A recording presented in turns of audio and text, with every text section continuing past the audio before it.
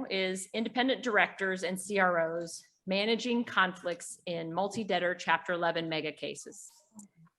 In the more than 40 years since enactment of the bankruptcy code, the practice of bankruptcy has evolved considerably to accommodate increasingly complex corporate and capital structures of debtors, particularly in the mega cases, but also in the middle market. Debtors are increasingly turning to professionals to act as independent officers or directors. Many of us in this room either play that role or represent them as attorneys or financial advisors. Yet the code does not contemplate these roles. And the practice has been the subject of increasing scrutiny, and it is not without controversy or its detractors. Tom Walper will be moderating an outstanding panel of fellows to walk us through various perspectives on the issues. Tom is a bankruptcy attorney at Munger, Tolles & Olson in Los Angeles. He frequently represents independent directors in large Chapter 11 cases, including EFH, iHeartMedia, Nine West, and Toys R Us. Tom, I will hand it over to you to get our panel started. Great. Thank you very much. I'm not going to take the dais because this is hoping that this is a very energetic panel, and I don't want to catch any physical flack from the others, so I'm going to stay down at the desk here. She is exactly right. This is an August panel, and unfortunately, neither Carlyn Taylor or Becky Roof were able to join us in person because of business engagements and otherwise, but they will be on the phone and can hear us and everything we say about them. So on my far left is Dennis Dunne from Milbank. On his right is Kevyn Carey, now ex-judge and now at the Hunton law firm. Hogan Lovells. Excuse me, Hunton Lovells. Apologize. See, here comes the flack. Carlyn Taylor, again on the telephone, who was with FTI Consulting. Becky Roof with Alvarez, and the eminent Kevyn Orr from Jones Day. So today we're going to talk about, I'm just going to get right into this, start the flat going. The Chapter 11 process is designed through legislative and case law to be a dynamic process that develops as case issues arise. It creates circumstances where there are various constituents, creditors committee, ad hoc committees, equity committees, debtor, that interact to hopefully form and develop some consensus and promptly exit bankruptcy without creating too much damage to the business in the process. So the constituencies are empowered, but as the cases have grown and become much more complex, everyone, all practitioners have experienced a certain amount of conflicts, whether they're conflicts because the counsel has represented a party who may be involved, conflicts because other constituents may have had the same issues. So the question presented really is, notwithstanding those conflicts, how do you manage through them and create a process that, some may think I'm wrong to say this, but is not litigation driven, but actually consensus driven. One of the ways this has been done, and this has been done, I think, for some time, so there's been an emphasis on bringing in a chief restructuring officer, somebody who's trusted by the constituents that can help work through the issues and maybe even conflicts. Debtors can set up special committees. Those committees can be populated by independent directors who don't have any relationship with private equity firms or some major constituent in the case, and they can take on some of the conflict issues. The question that's presented, and lately there's been some criticism over this, is are these parties really independent? Should they be driving the process?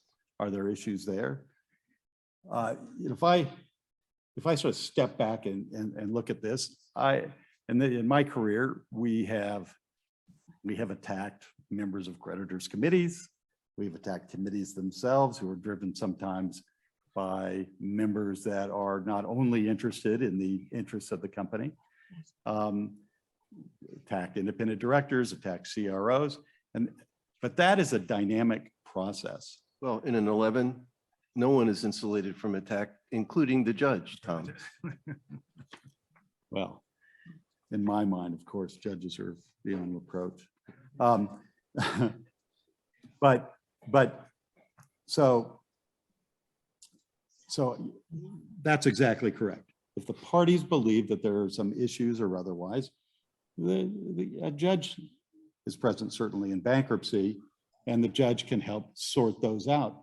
But some of the commentary, some articles have been written about how, in fact, you should not consider the interests of the debtor because the independent directors or somebody working with the company is not independent. But the fact is that the debtor is the only participant, if you will, that has a fiduciary duty to everyone. Creditors' committees do not, just to their constituents. Ad hoc committees, they simply have no duties.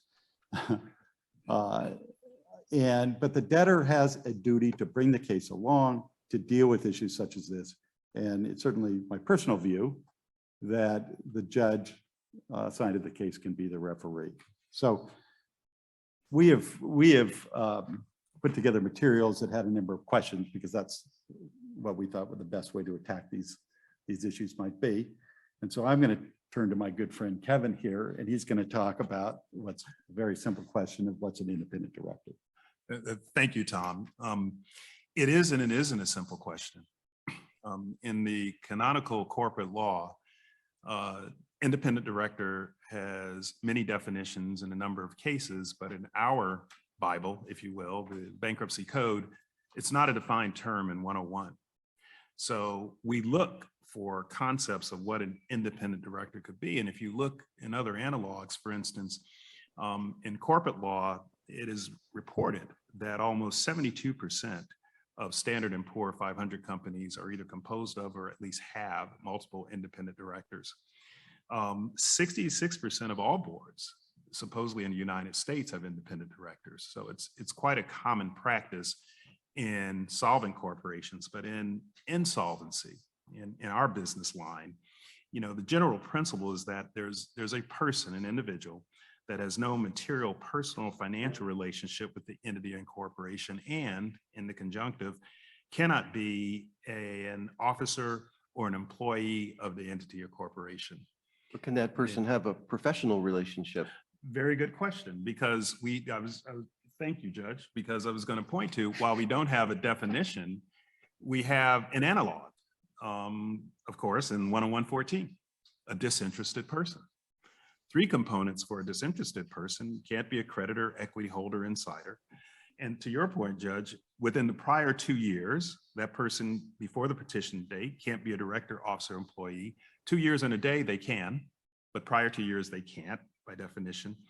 And no adverse interest relative to the corporation. So while that's not a definition of an independent director, it seems to be somewhat relevant in terms of what we look to, although I would argue that an independent director in our context should have a higher duty than just getting by under 2 years because of the interest that you're dealing with. Why are we even concerned about this? Of course, it's because even in bankruptcy, both pre-petition and post-petition, you want to cloak the governance structure of the organization with the business judgment rule. And the business judgment rule, of course, allows for deference as a reasonableness standard. Put it in the vernacular in my neighborhood, you're entitled to be stupid. You're not entitled to be reckless or corrupt, right? That's the business judgment rule, the stupid judgment rule. And those of you who have worked with various clients have seen that in action, I would possibly guess. Okay? and have to disabuse them of that. But nonetheless, you're entitled to take risks. You're entitled to make dumb decisions. You're entitled to think that you want to be a car company that goes into aircraft manufacturing, but you don't get the IP for the badge, which rhymes with the words Rolls Royce. Okay, you're entitled to do those things. Okay. However, if you're not independent, of course, then you run the risk of a burden shifting function, which now shifts the decision making to the entire fairness doctrine. There is no deference. There is strict scrutiny by judges. And there's the ability both for process objections, look at the fairness, fundamental fairness of the process, but also the substantive fairness of the process, which looks to obviously price and the financial consequences of the behavior. So this is serious stuff, because when you get into it, if you're independent, you have certain obligations, but you're protected by certain rubric. If you're not, there's a risk, Tom. So while there's not a definition, there's plenty of information in the canonical underpinnings of both US law. Over in the UK, they call them NEDs, not executive directors, or they'll have the axiom NXDs, independent directors for PLCs, premium public listed companies. So there's law in the Commonwealth, there's law here about what it means. Bottom line is it means that you're somewhat removed, disinterested, and you're acting in good faith for the interest of everyone. So Kevin, the question that I think we're kind of dancing around a little bit is, there's been a rise of a cottage industry of people who have served on repeated boards of directors. There's an infamous article, I think they called them super repeaters. Yep. I don't really want to talk about that. I think there's a lot there, but Right. I think it begs the question is, in the traditional corporate sense, you're looking for economic ties to the sponsor or to the company or some affiliation that would render your advice less than independent. The thought experiment for all of us, but particularly the judges, is whether could you ever declare a party not independent because they were suggested by the restructuring counsel to the debtor and had been 20 times in a row, and the income generated from the service in those directorships constitutes a large percentage of their income? Or I'm making up an extreme hypothetical, but do you think that a judge could, at the outset, without seeing which way the investigation goes or how the work product comes out, declare that person not to be independent? So I have a very quick view on that, and I think we're going to talk about it a little bit more as we get through some of these questions. In fact, there's a question on that, but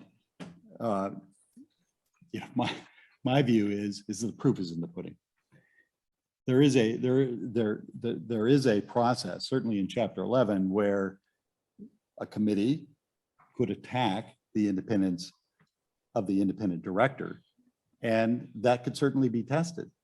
But if a director is once attacked and fails, they're not going to be appointed again. So I would say that actually drives the person to be more independent than not, as opposed to what I've heard or read in some articles, that if there is that if they've done it, if they're a super repeater, they must have a conflict.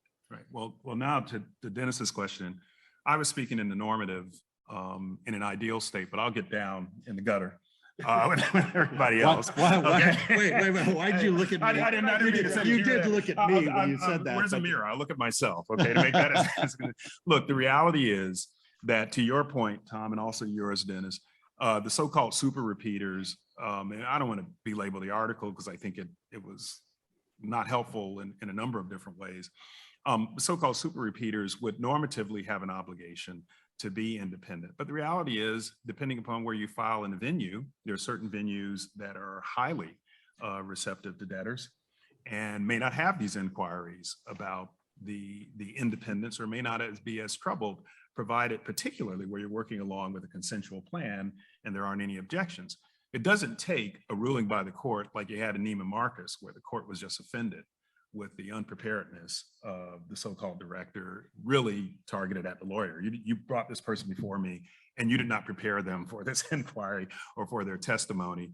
It's sort of like the NRA case, where if you listen to it, you hear the testimony of the principal, and it's like, dear God, okay, this is going to be dismissed by definition. They've just admitted they're not insolvent. So it was directed, but nonetheless, the issue was, are you prepared? Are you capable? And are you discharging your duty, at least in a colorable way? Dennis, to your point, that we can pass not necessarily a strict scrutiny or the reasonableness test, but a smell test. You know, are you at least making the effort that's keeping within the guardrails of what we think directors should do so that they have that clout? So I had a discussion last week with a fellow who creates a lot of SPACs. And we had this discussion about independent directors. And he said, you know, look, I understand if I decide a board needs independent director or directors, that I should pick one. But do I have to pick one that I don't think might be friendly and designed to or oriented toward facilitating a transaction rather than creating a roadblock? I mean, am I obligated to pick someone who's unfriendly? And The question is how you answered that, but the judge raises a good question. I mean, you know, Right. look, CEOs of large corporations like major money center banks are, you know, we have 2 or 3 of them in the top 10. They pick people that are friendly to them and know their business. That by definition is not necessarily the wrong thing, but that raises an issue as far as independence that may blow back on the inquiry of independence because it goes to affinity. You may not meet any of these specific decretal provisions of what constitutes independence or disinterestedness. And by the way, in the next iteration of the bankruptcy code, you could add a definition for independent directors saying that it's now cum fo. It's very popular, but it does create one of the factors that goes into the inquiry of this person's relative independence that we see in other cases having to do with disinterestedness. Well, and Tom didn't mention at the outset when he talked about all the constituents, the U.S. trustee, who generally is not in favor of adding people like that or a CRO, especially when the debtor is attempting to defend a trustee or examiner motion. We can get to that later as well. So even if the judge doesn't raise it or doesn't have to decide, it may be raised anyway. You know, I don't know, can you guys hear us? All of this is all about the appearance of impropriety, the appearance of independence, but also, you know, real independence and integrity and the ability to demonstrate that. And that's true, whether it be a special committee, an independent director itself, or even a creditors committee. But Kevin raised a really important point. You know, in my prior life now, decades ago, when I was in the U.S. Trustee's office and I was writing and editing the U.S. Trustee's manual, when you're a hammer, everything's a nail, right? And when you're in government, everybody's cheating. You just have to find out at what. Okay. Okay. And you don't have to be in the IRS to adopt that attitude. Okay. You know, they're lying about something. It's up to me to figure out what it is. That's okay? very helpful. Yeah. That's Money grubbing dogs. I have to bring them to their knees. Okay. And I'm not just channeling can you hear Elizabeth us? Warren. I'm thinking how nice I was there. But when you're in government, you know, you think, okay, here's the 40,000-foot normative way things should run. And a debtor is coming in with extraordinary rights that are constitutionally protected for uniform laws, and they're seeking to abrogate contracts, and they can assume and assign, and they can stay litigation, have all this power that we are very used to, but the boards that are not used to it, it's extraordinary. It's extraordinary to think, you know what, I can just throw your suit away. You can't sue me. There's a bunch. Oh, by the way, I can get an extension of the automatic stay for officers and directors, and you can't ask them anything for a couple of years. Okay, so you have this extraordinary power, and now you're coming to me and saying the people who made the decision, who signed the resolution to file this case, aren't capable of exercising these decisions independent. So that goes back to my limbic system, my viscera. They're cheating at something. Now I got to find out what it is. Okay. And I'm not going to give a rubber stamp to this behavior. And that's the view of a regulator and an enforcer, because they do see the bad side. You know, it's like a cop. You get a lot of bad information on cops until you don't realize that the killing hour between 11:30 and 3 a.m. He just saw a drunken driver drive a car into a pole with his 5-year-old not in a car seat and was ejected out of the car. And so he sees you driving, you know, slightly drunk without a car seat. He's a little upset. Okay. But that's his world. So it's a different world when you're Hey, right. So Tom, you should- can you hear us? Expect any anatomical references. His wife is a surgeon. Okay. Yeah. A prominent one at that. Yeah. Okay, so going on to the next question, when is it beneficial to form a special committee, appoint independent directors, or chief restructuring officer? And now we're going to test, you know, the magic of microphone and electronic science. trust the science. Carlyn, you out there? Yeah, can you hear us, Tom? We hear you. All right, great. Great odds. Well, I was trying to break into the last discussion a little bit to say that, I've been in quite a few situations where independent directors were selected by a CEO and then subsequently removed that CEO. So, there's plenty of situations like that, right? I wanted to just talk about a case I know wasn't in this article, but also that I was involved in that I thought independent directors were extraordinarily helpful, which is the recent Frontier Communications that just emerged a few months ago. It was the fourth largest ILEC in the US. 29 states had built up over many acquisitions, over 17 billion of debt. They appointed, when they were, probably already insolvent, but hadn't decided to do any restructuring necessarily, an independent director, Rob Friesheim, who then became chairman of a finance committee, and then worked with outside counsel to bring on 3 other independent directors who were together. The finance committee had restructuring expertise, but also some telecom expertise, especially one of them. They were given control of the whole strategic alternatives, what to do with the company, whether to sell assets or not, what to do with the balance sheet, whether to do a restructuring or not. And over a 2-year period, and we worked very closely with them, I thought they did an exceptional job. We sold the Northwest part of the company to raise some cash through the bankruptcy, delevered over 10 billion, actually refinanced the secured debt during the Chapter 11, renegotiated with the unions, and then did a bunch of stuff on the business side, whereas the original management was selling almost 2/3 of the customers at negative NPVs for new customers, even at the margin. And, we fixed all that, fixed their customer experience.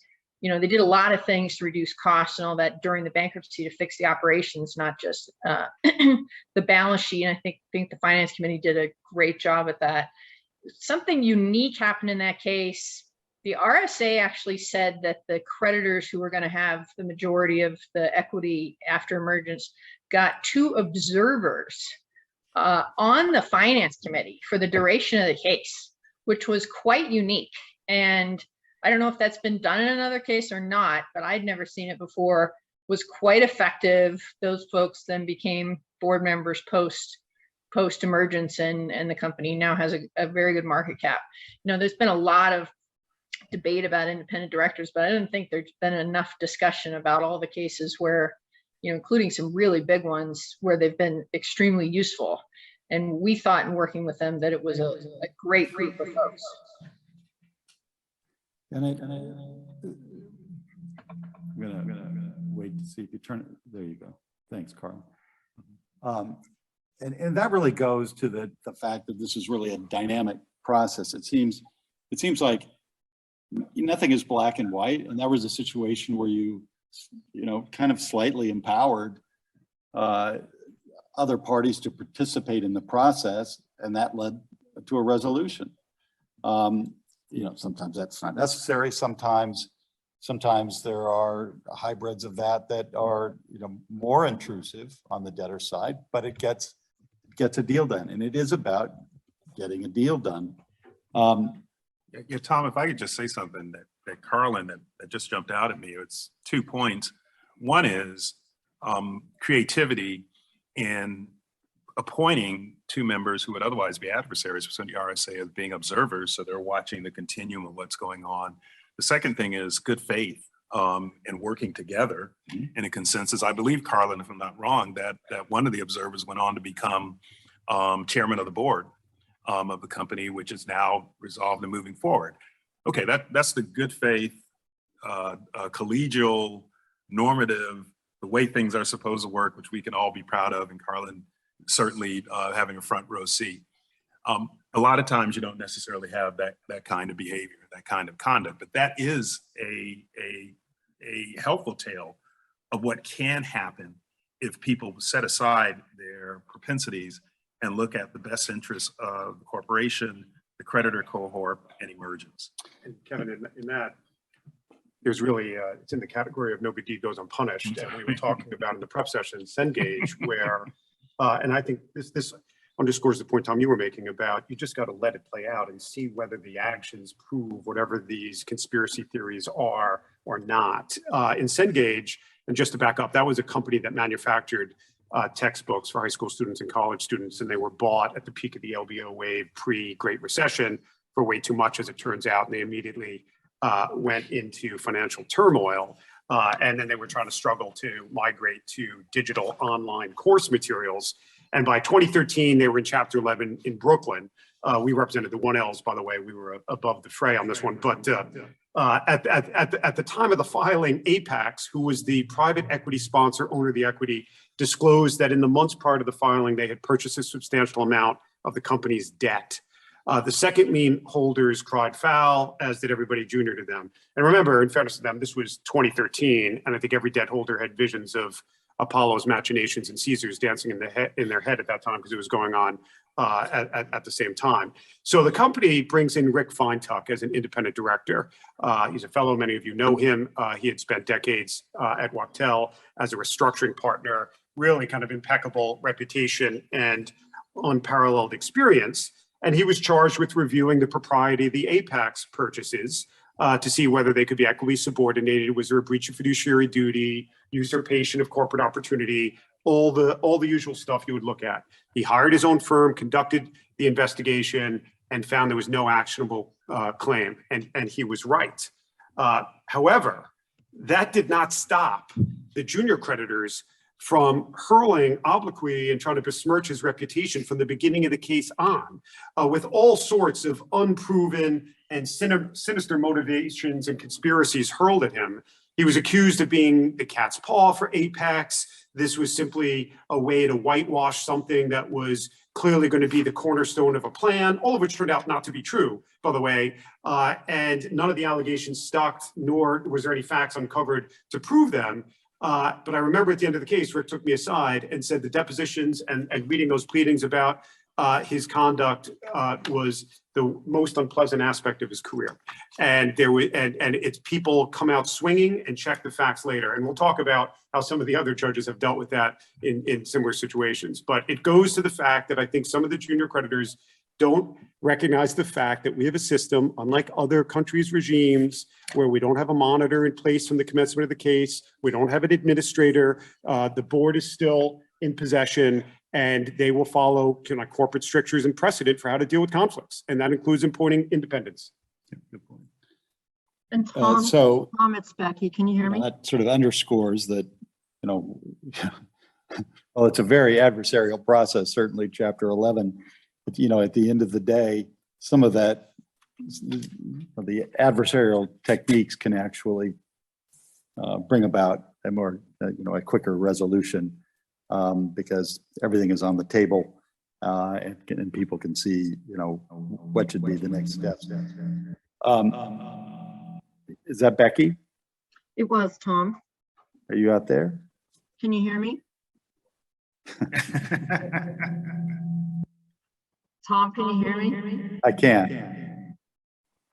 There's just a little feedback, so I'm gonna be quiet. And I'm gonna ask you, because it's another example of this, to talk about Max's. Right. And before is this echo just horrible? I should be quiet.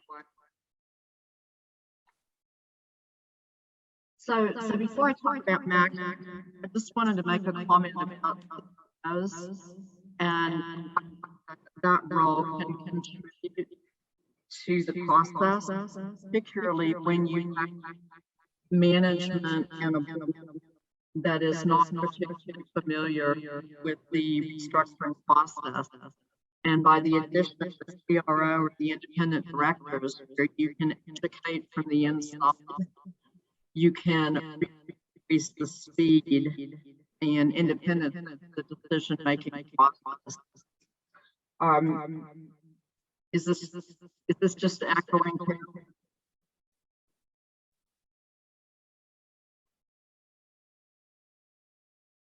Do you want me to continue talking about Max?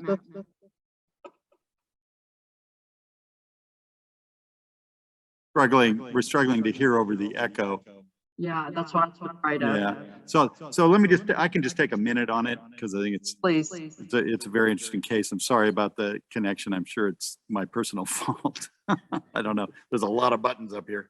But anyway, so Maxon's, is an interesting case because at least from my perspective, I watched a company file bankruptcy. There was independent directors that were appointed, but those independent directors were not really given any power. They were given, they were involved in the pre-filing negotiation of a settlement with their parent, but they weren't empowered by the organizational documents to actually have an exclusive role. There was a settlement that was entered into. There was a committee that was appointed after the filing, and they were very aggressive around punching holes in the integrity of the negotiation process, et cetera. And so, I mean, the debtor did the right thing. The debtor decided to change the direction by taking those independent directors and actually empowered them to make certain decisions. Once that decision-making power was given to them, they negotiated directly with the committee and bring about a result that was consistent with the interests of the real owners of the business, the creditors, but that was reasonable and economic and efficient under the circumstances. So that really sort of, I think, underscores what at least I've been saying, and that is independent directors are great for the process, but you have to have transparency and integrity, and you actually have to empower them to do something, because it really then demonstrates that integrity should be present.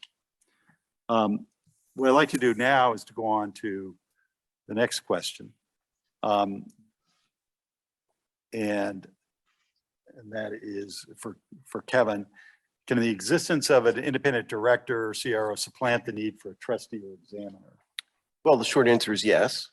The U.S. trustee is often very involved in those discussions, usually opposes what's the debtor's defense to that. I just remember I had a case not long before I left the bench called Woodbridge. It was a real estate-based Ponzi scheme. Brad Sharp, who's here, a new fellow, by the way, played a major, really positive role in the case. But initially, the creditor constituencies, the investor groups were just, we don't trust or like anything the debtor did, although it had done some corporate reorg before the bankruptcy to kind of deflect the fraud part of the thing. But no one was happy with what the debtor did. So then the debtor, after the case was filed, came in and said, we've got the answer to that problem. Look at our new board.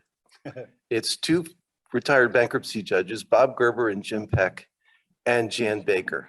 How can anyone question the appropriateness of that board? They're the gold standard of a board. Well, the investor and creditor groups were so distrustful of anything the debtor did that ultimately they were replaced. But for me, because I was at the end of my judicial career and thinking about what I was going to do in the future, I thought, when I learned what they were being paid, independent director sounds like a really good gig.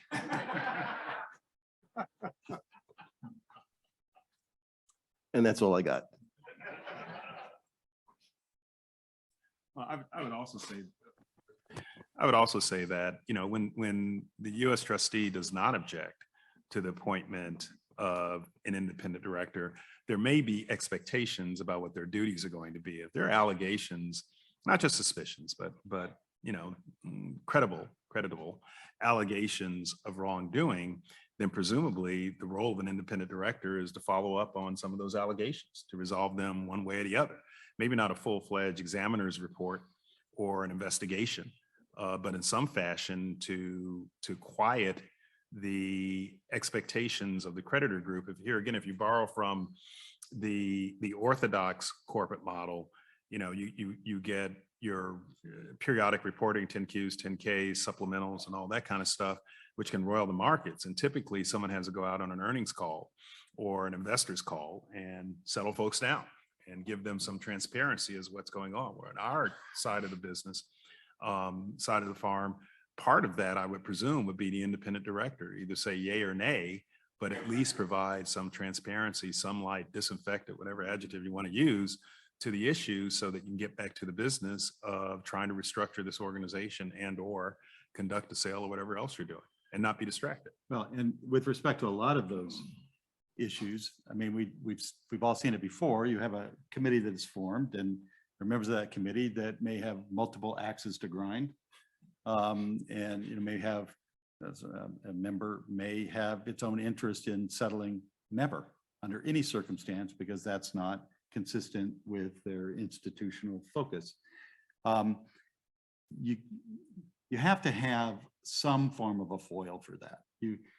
If the debtor is prevented from doing an independent examination of a potential claim or otherwise, there is no way that you can create that tension to bring about a settlement in that process. It would just be ceding control of the issue to a group that may be conflicted, may not be conflicted, but at least there's an opportunity to enter into negotiations around a particular issue.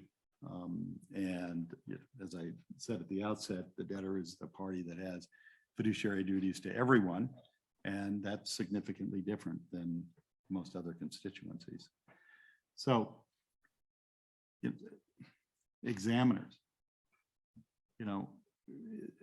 one question, that I have had, and I've seen examiners appointed in a number of cases, and we've sought the appointment of examiners. In one case, I wouldn't necessarily mention it. U.S. trustee filed a motion for examiner at, really at the behest of the committee, who was incensed at the conflicts that were going on at the debtor. But then when the motion came up for calendar, of course, the committee said, no, I don't really want an examiner. Just kidding. Those weren't their words, because they wanted to do the investigation. They didn't want a third party to have control of that important aspect of the case. So I'm going to go back to you, Kevin. Kevin with an I. Kevin with an I, Judge Kevin. as opposed to Kevin with a Y. Yeah. Right. That one. Yeah. Is there a benefit to the process other than simply saying examining an issue of having an examiner appointed? So over my career, I appointed 3 examiners. The first was in New Century, which was a subprime lending case that the company had, before the bankruptcy disclosed that it had publicly disclosed, misreported its financial condition. So that was, it was a no-brainer for me that was going to be investigated. And the committee said, when an examiner motion was appointed, oh no, we can do the investigation. That's what committees do. We don't need an examiner to do an investigation. And it was a good committee. There was nothing wrong with the committee, but I thought to myself, and I still believe this, the examiner reports to the court, okay? The committee is looking to make a business deal, which is not a bad thing, but I wanted to make sure that any misdoing wasn't covered up in the context of a business deal.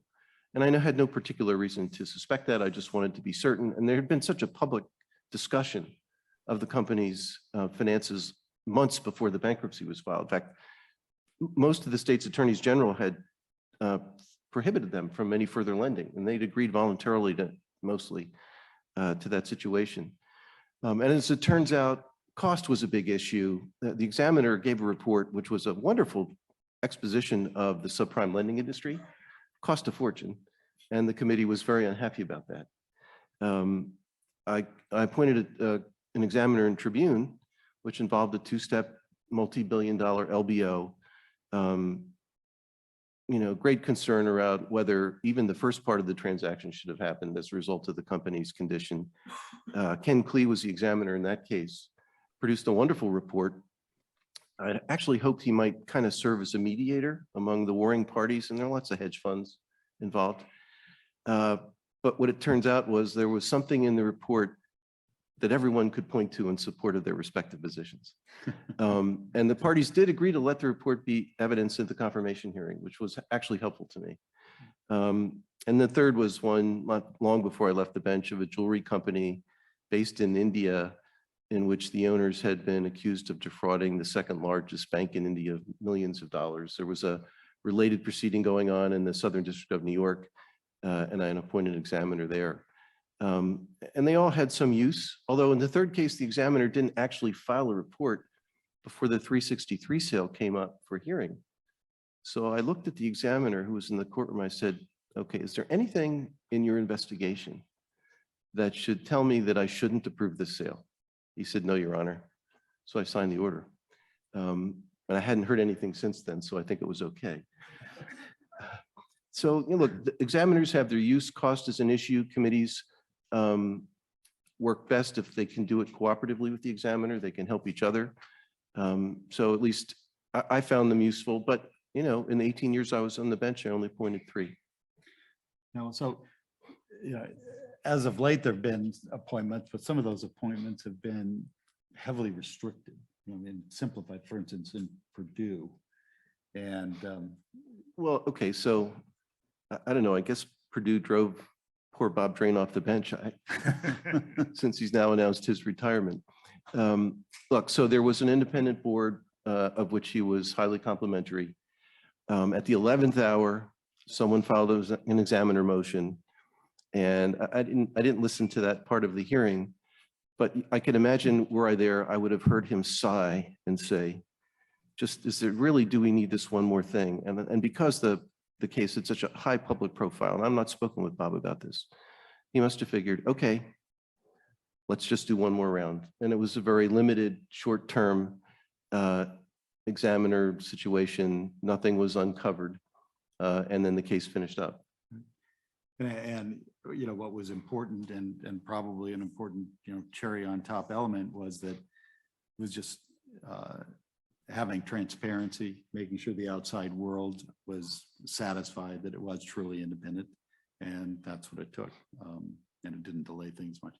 In a matter that I was involved with, ResCap, Residential Capital, there was a very, very expensive examination process, but the combination of the examiner, Arthur Gonzalez, and the judge, Marty Glenn, really sort of, and there was a mediator, Jim Peck, who was appointed, and really did a good job of really threatening to disclose the results of a very you know, thorough Tribune-like examiner report to force a settlement with the parent company, which ultimately brought another maybe $1.5 billion into the case. So it was a very expensive examination, but it was, I think, used very well, thoughtfully, and strategically to bring about a resolution that might have gone on a much longer period of time.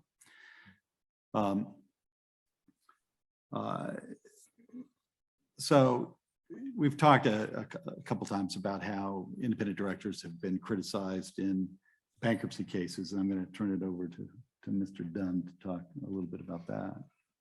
Sure, we've touched on this a little bit, but you know, I think that the criticism of independent directors can be boiled down to kind of one pervasive thesis, which is that they're selected by the debtors. Often their names are thrown in the hat by restructuring counsel or another advisor to the company, and therefore the independent directors are inherently suspect because they're motivated to please the party that hired them in the hope of getting hired again.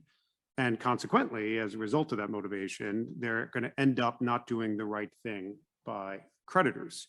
It's a much kind of bandied about allegation. I haven't seen really specific evidence of it in any particular case, but in essence, you know, the critics believe that independent directors are brought in again to review some pre-petition misconduct, craft a report.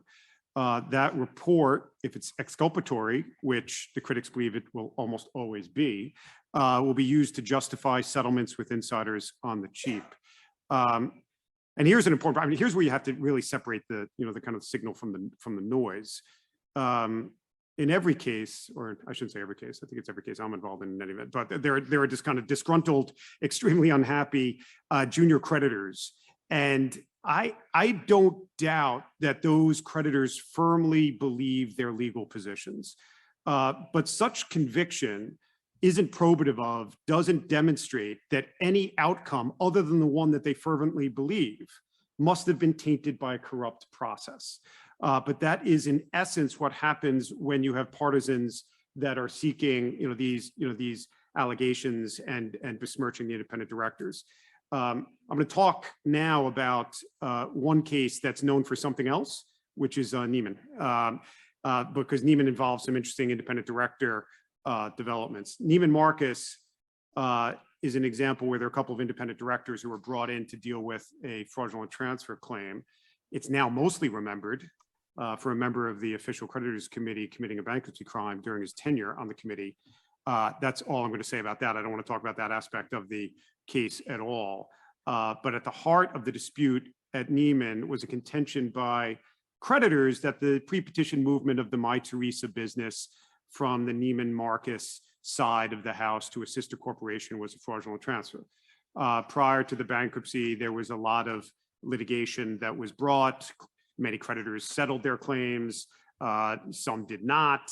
The COVID pandemic and the economic swoon resulting from it shuttered the stores, and they found themselves in Chapter 11.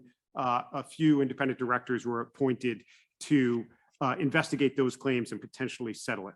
So here are the two things that happen that I think are kind of instructive and illuminate the things that courts struggle with and the course of conduct that independent directors should eschew. In an early hearing in the Texas bankruptcy case, Judge Jones took over the questioning of one of the independent directors. He did so to better understand the task that was assigned to the independent directors, what they were specifically investigating, on what timeline, what facts they were gathering, that the fact that they had independent counsel and that they had access to all the information that they were needed, and that they weren't getting slow walked by the debtors or any other party in the production of that document request. He didn't like what he heard, and he let the independent director know it. And he let them know that this analysis that the independent directors were undertaking was going to be at the center of the case and was going to dictate outcomes among the creditors and move value up and down the waterfall. And he needed an exhaustive professional effort. It was really a kind of clarion call to independent directors who appear to him to be prepared, or else he will criticize you, because it's absolutely fundamental to the job that the court is assured that you're not just independent in name only, but that you're doing all the acts that an independent director would do. The second part was ultimately there was a settlement that the independents crafted. Now, the critics' playbook of contention would be that that settlement would not involve some of the key aggrieved creditors.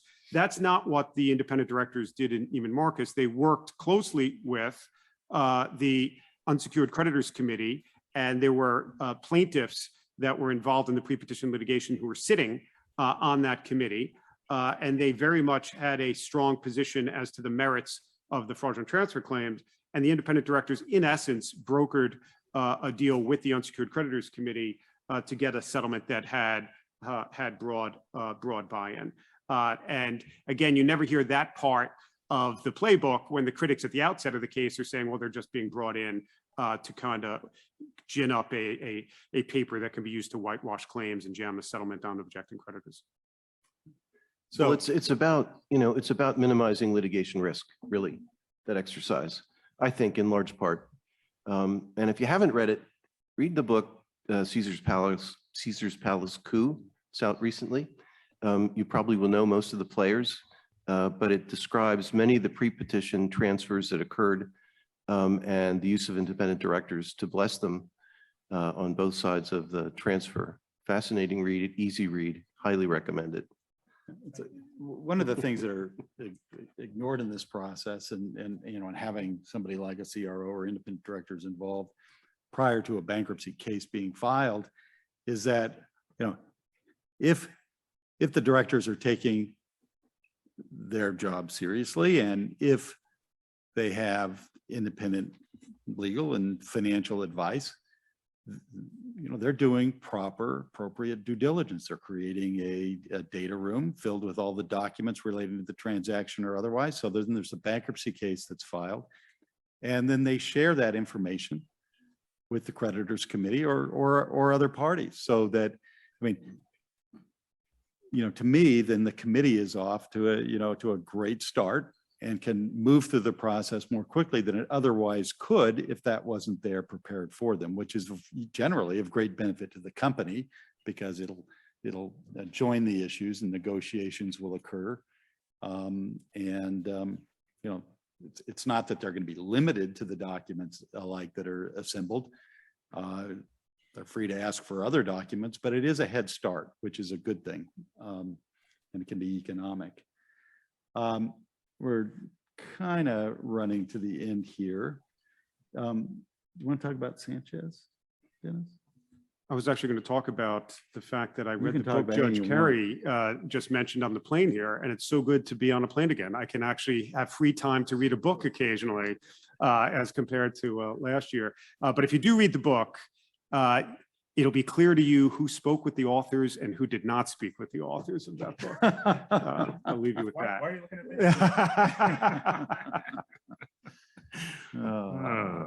It says leave now.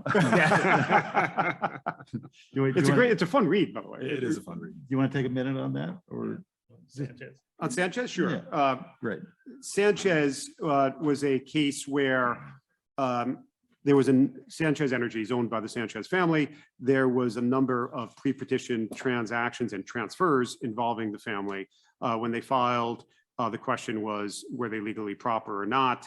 The company selected an independent director, Gene Davis, who hired his own counsel to investigate those causes of action.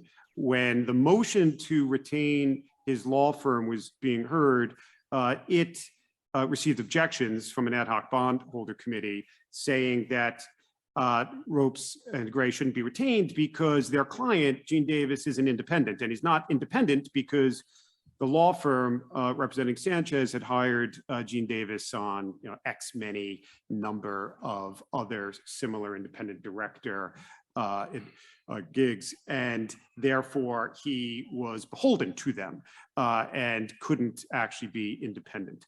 That motion ultimately settled, but I'm raising because the issue came up again later when Gene Davis was testifying, and the bondholders made a similar accusation, and Judge Isger found, after hearing that the defense from Gene Davis, that he gets referred to by a multitude of law firms and a multitude of financial advisors and investment banks.